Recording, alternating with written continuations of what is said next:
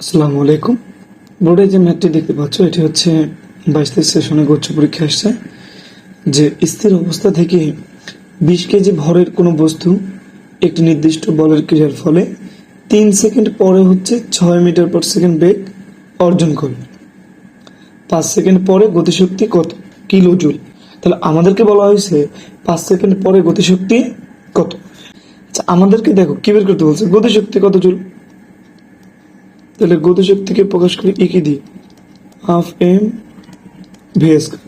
খেয়াল করো ভি কিন্তু এখানটায় এইটা একটা ভি 6 মিটার পার সেকেন্ড, কিন্তু এই ভিটা কোনটা আসলে, এইটা হচ্ছে 3 সেকেন্ডে 6 মিটার পার সেকেন্ড বেগ অর্জন করে এবং বস্তুটা কিভাবে ছিল, স্থির ছিল।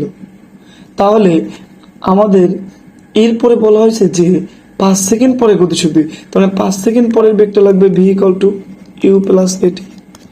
এখন ইউ তো আদি বেগ 0, কিন্তু এটি এখন এ তো জানি না, আমরা এ জানি, কিন্তু এ বের করে নিতে পারি। দেখো এ ইকুয়াল টু কি V minus you by T.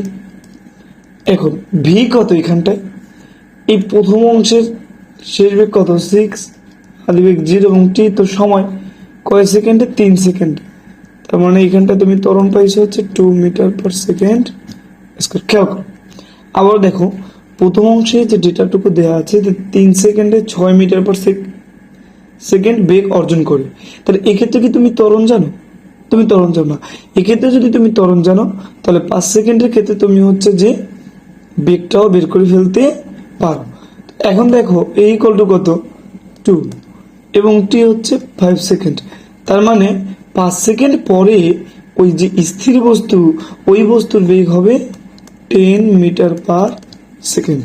তাহলে এইখানটা এখন মান বসায় দাও, এম কত 20, 10 স্কোয়ার মানে 100। এটাকে কাটলো হচ্ছে 10, তাহলে 10 গুণ 100 মানে 1000।